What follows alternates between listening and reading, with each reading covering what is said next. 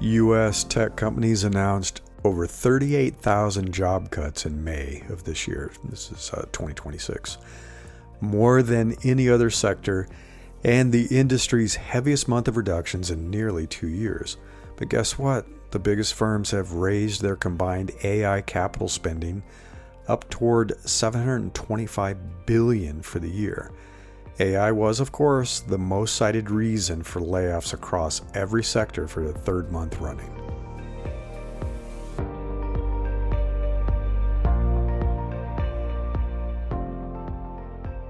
I'm Larry Cornett, and this is Invincible Career. You know, I worked in tech for a long time. I started back in 93 and worked in tech in Silicon Valley for over 20 years and have consulted with mostly tech people since then, coaching tech people since then. And it's kind of sad what's been happening. The tech industry used to be one of the bright spots in the U.S. economy and the job market. And we were telling kids for decades, hey, go into tech, learn how to code, become an engineer, get into tech. That's how you can make a good living. But even though all these tech companies are seeing greater profits in some cases than ever, they're not struggling. They're still reducing headcount, and they're claiming they're doing it to reinvest in AI development. So some are saying that they're using AI to replace employees, that fewer, more senior employees can use AI and do the work of 10 other junior employees. Some are just basically saying, hey, we want to invest more in AI, and so to pay for that, we're going to reduce headcount. And as this is all happening, we're watching CEO compensation skyrocket. It's crazy. While the rest of us are struggling to kind of keep up with inflation, the average employee barely keeping ahead of inflation. And if you go to newsletter.invinciblecareer.com, this is issue 167. Don't update your resume yet the first 7 days after layoff. And I've linked a bunch of this information in some of these data sources. So the CEO pay ratio has expanded by over 36% in 2025. So it's 475 to 1 of the median employee. Yeah, they're making quite a bit more money than the average employee. And that's up from 348 to 1 from the prior year in 2024. The median employee earned about $101,000 at these top 100 companies that they were looking at the data. And if you look at the CEO packages, which is like, hey, I'm only getting $1 of salary. It's like, well, yeah, they're getting billions in equity, right? And then they borrow against that and they live like kings. And so it's been an incredible problem. And I link that, and I'm sure you've seen it too, this huge pay gap between CEOs and their employees. And if you're listening to this and you're one of the unlucky people who's lost their job recently, know that you are not alone. I know that's cold comfort, but it's not just you. Several thousand people have been laid off over the past few years. And it's because companies are trying to reduce what their biggest expense is, and their biggest expense is payroll. It's employees, especially the fully loaded compensation. So it isn't your fault. In many cases with these layoffs, there's nothing you've done. They're just doing everything they can to become more profitable and to have more of that money going to their executives. But you still got to get back to work, right? You still have to do that. Landing your next gig may require that you get creative with what you do.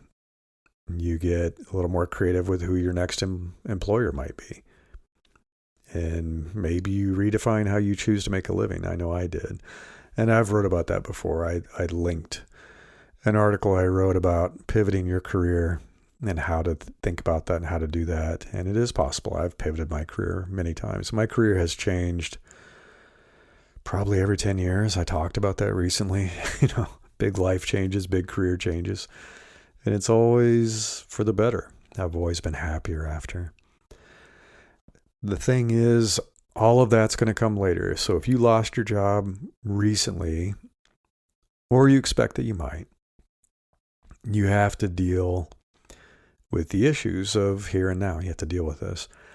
So I wrote this article that I'm giving you some of this information from to help you get through that very first week after a layoff. I've been through a layoff. I've been laid off. I've laid people off. So I know that first week can be kind of rough. And I want to make sure you avoid some of the common mistakes that many people make. For example, not taking the time to deal with the job loss emotionally. That can come back to bite you. And it is. Even if you wanted it, you're okay with it, there's still an emotional impact of that. Another very common mistake is jumping into a new job search immediately, like that day. People asking their network, their connections for help without any clear idea of what they want next in their career. So that happens. And I've seen people do that, and people say, okay, what kind of job are you looking for? And they're like, oh, I'm not sure. What kind of employer? I don't know. Just any job. No, it's not very helpful. You have to get clear about that. People setting up an interview before they've regained their confidence. And I have interviewed people that were recently laid off, fired, and they had not regained their confidence yet. They seemed really depressed and down. In some cases, people were angry, and so they were bad-mouthing their employer. And that's something you really shouldn't do, is say negative stuff about your past employer or your manager. And we interviewed people who did that. And then that doesn't come across very well. So they hadn't processed the layoff or being fired, and so they came in not feeling confident, feeling kind of angry, and that didn't work out very well. It can be tempting to hide the layoff from your loved ones and your close friends, but that's not good either. You're not going to get the support and understanding you need if you don't share.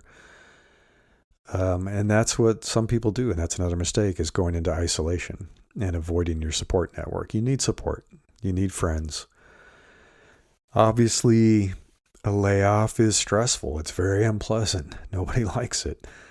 And those first few weeks of unemployment can feel overwhelming.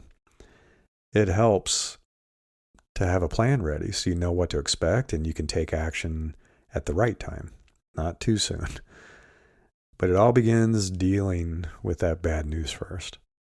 So let's talk about that day, that layoff event. The day of the layoff is traumatizing for everyone.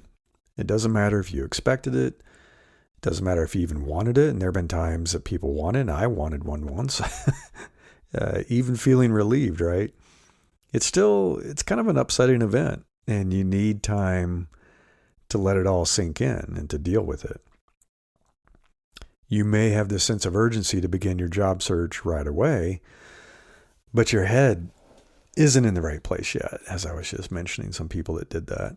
So don't pressure yourself to be productive yet, especially that very, very first day.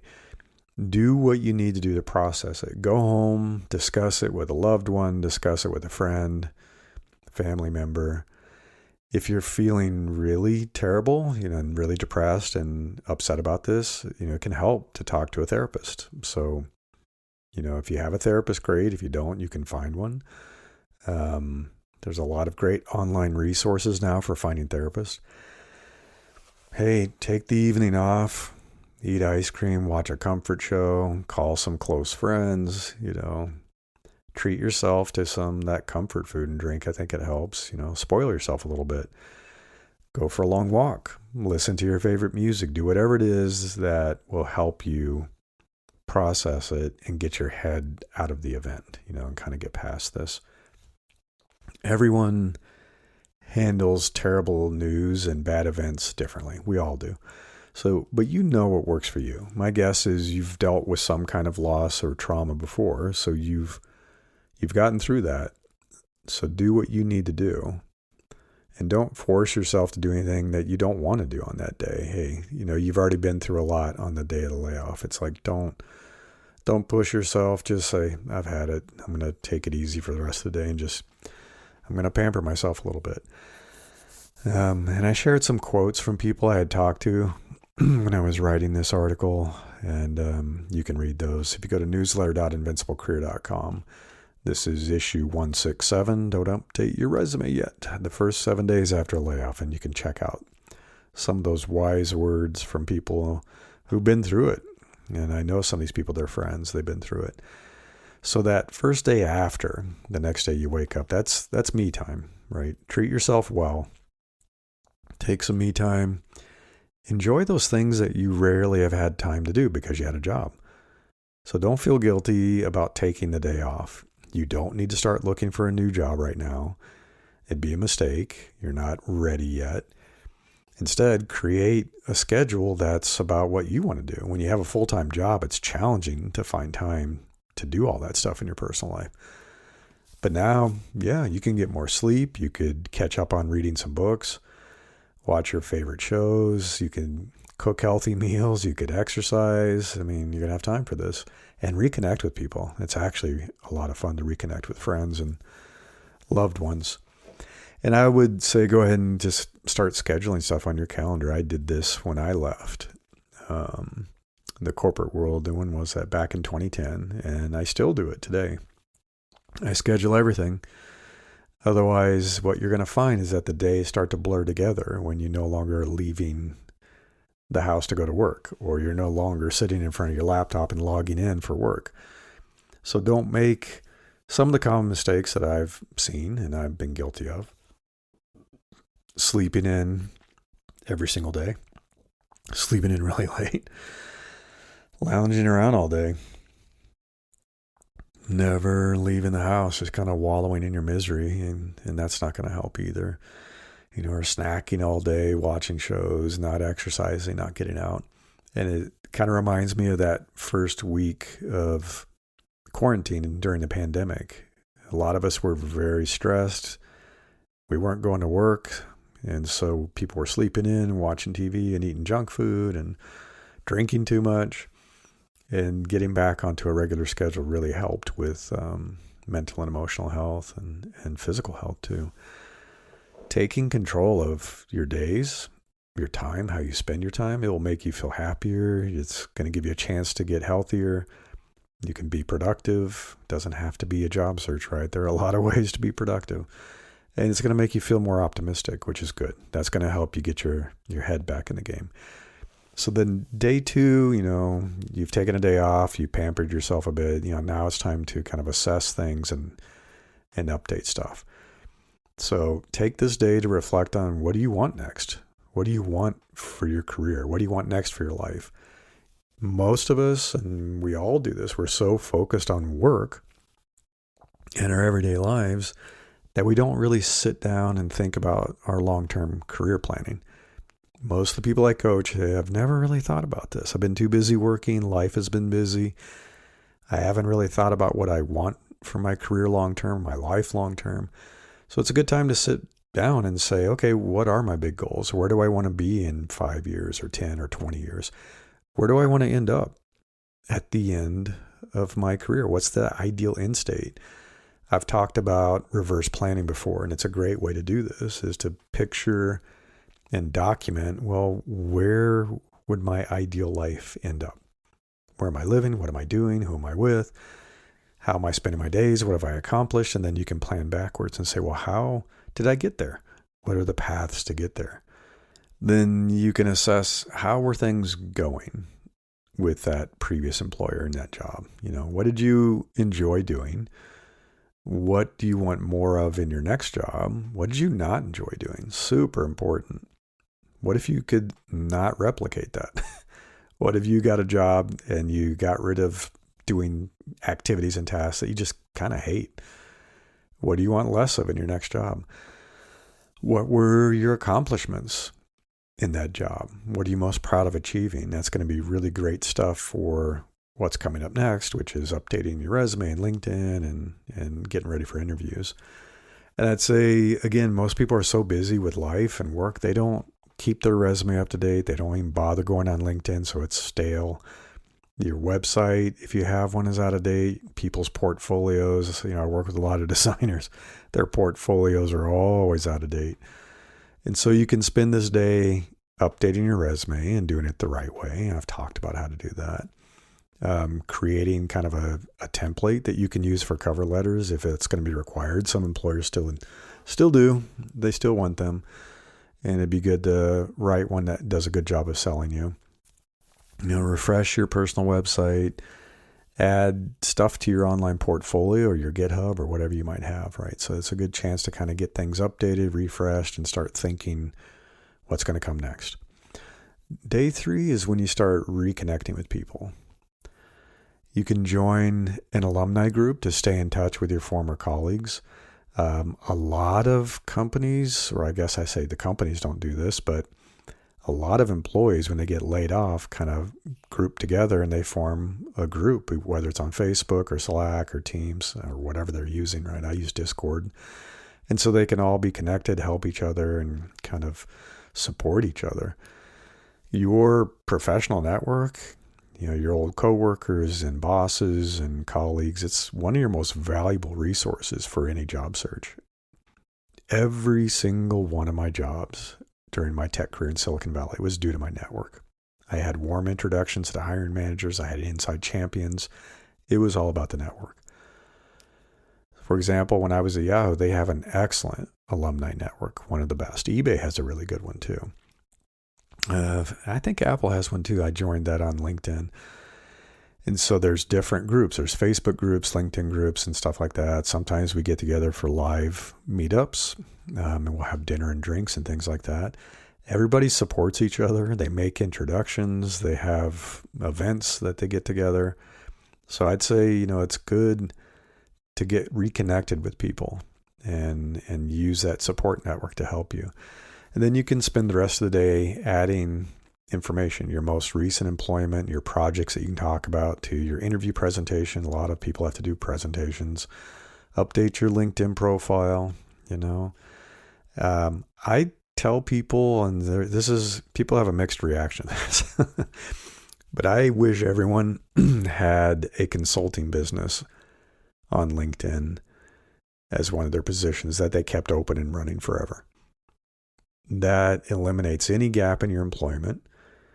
And that also allows you to generate a little bit of extra income while you're looking for your next job. So you aren't feeling so panicked about having money coming in. When I left Yahoo in 2010, I spun up a consulting business immediately. And I thought it was just going to be a temporary kind of side hustle. I knew I'd want some income coming in. I had a mortgage. I had a family to support. And so I was like, okay, I'll do this to have money coming in. I'll do some consulting because I'd done that before. But I assumed I was going to be interviewing and take another corporate job in a few months. And I did a few interviews and I was like, I don't know if I want to do this anymore. I enjoyed the consulting work. I always have. I like the freedom. I like choosing my clients. I like the flexibility of my schedule.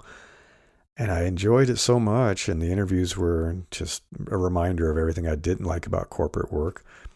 I just never went back. I've been running my own businesses ever since, and so it's been 16 years now. So yeah, I think it's good to have a little bit of consulting and kind of stay in touch and work with people. And it's a great way actually to find your next job. A lot of people who do consulting, and this happened to me all the time.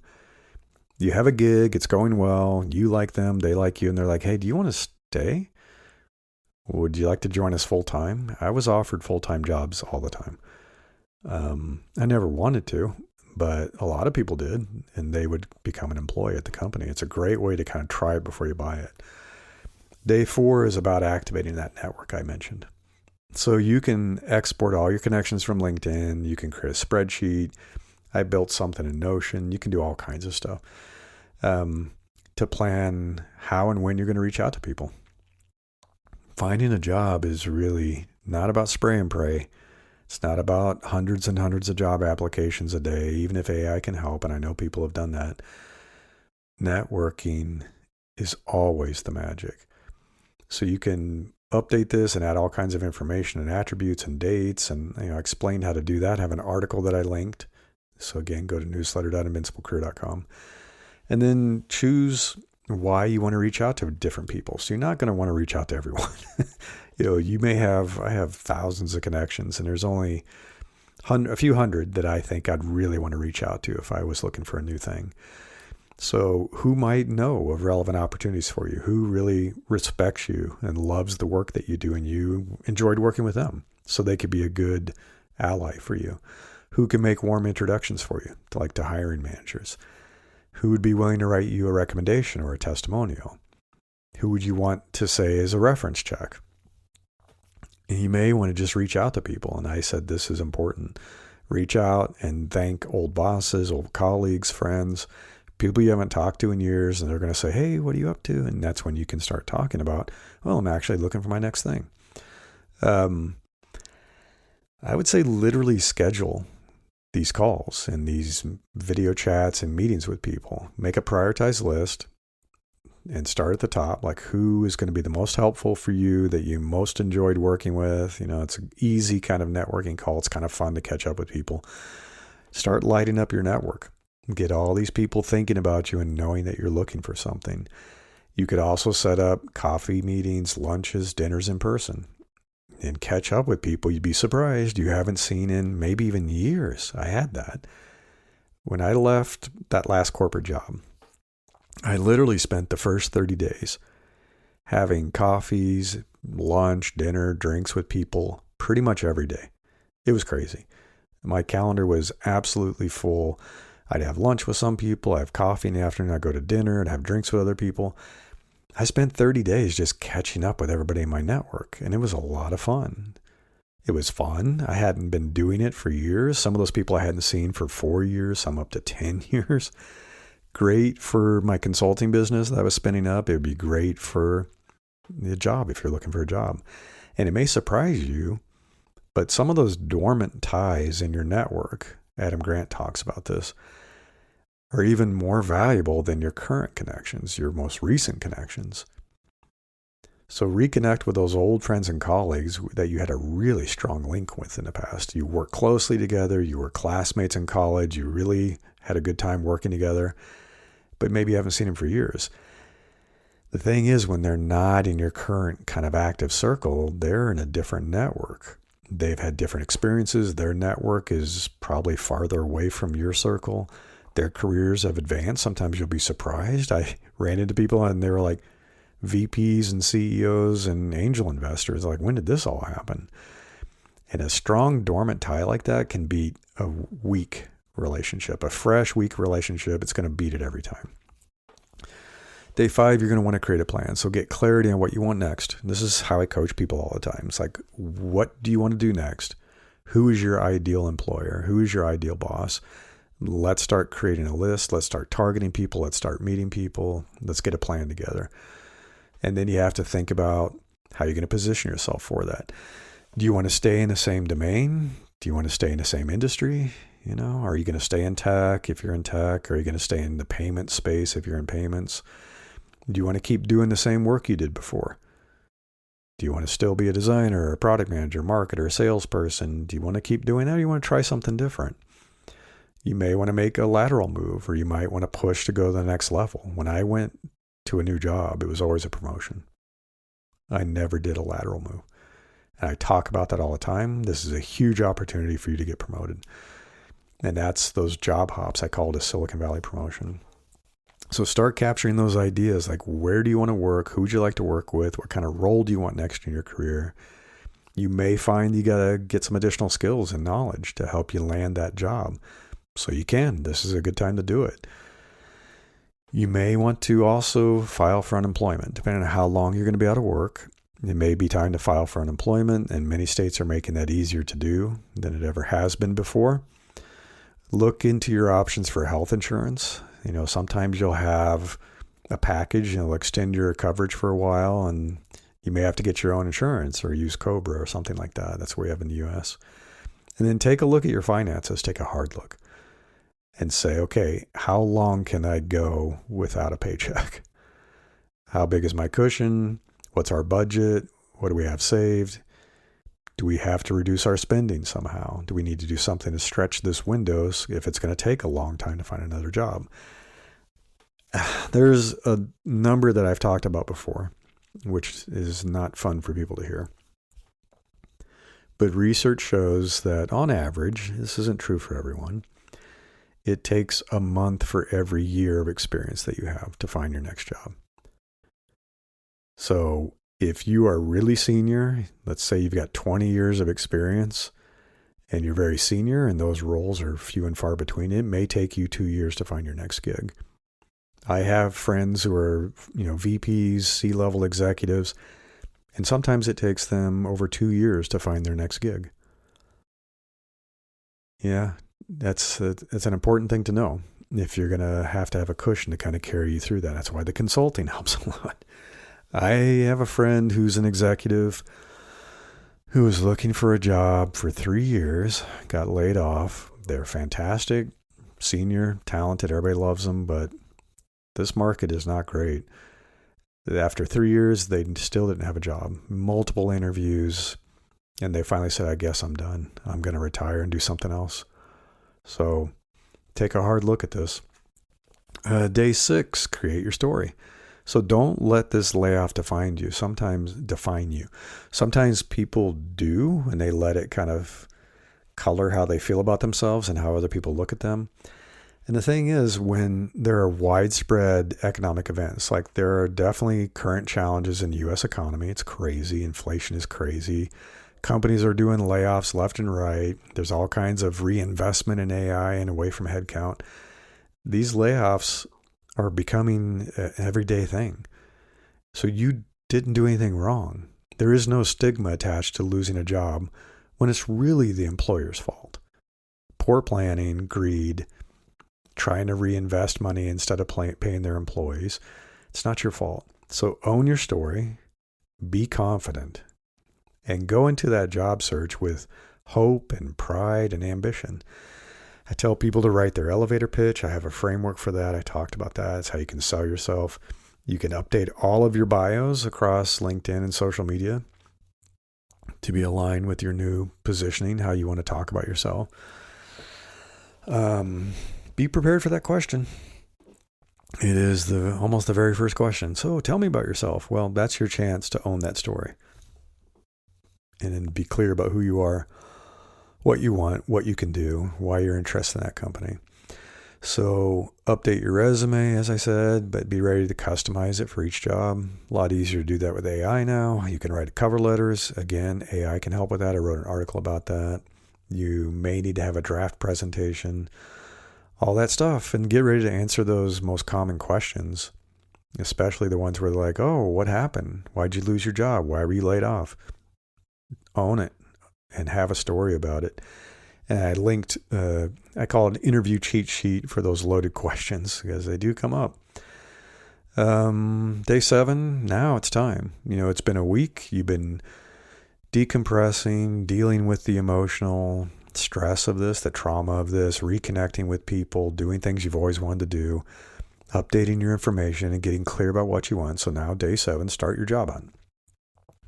And I know some people can't help it. They're going to start looking for that new job right away. It's a normal reaction. I get why people do that. I just think it takes time to recover and get your mojo back. And you got to be clear about what you want next. You can't be fuzzy about that. And you have to have your confidence back so you can sell yourself really well. And you don't want to rush into it, because what if you got a great interview at a great company, but you're so stressed and you're lacking confidence and you're still angry and you don't interview well. So you lose that ideal job because you just weren't ready for it. And the truth is, hey, if you can, because of your network, find an excellent job right away, then yeah, do it. I mean, I'm not going to tell somebody don't take a great job. So if you can find a job, take it, get money flowing back in.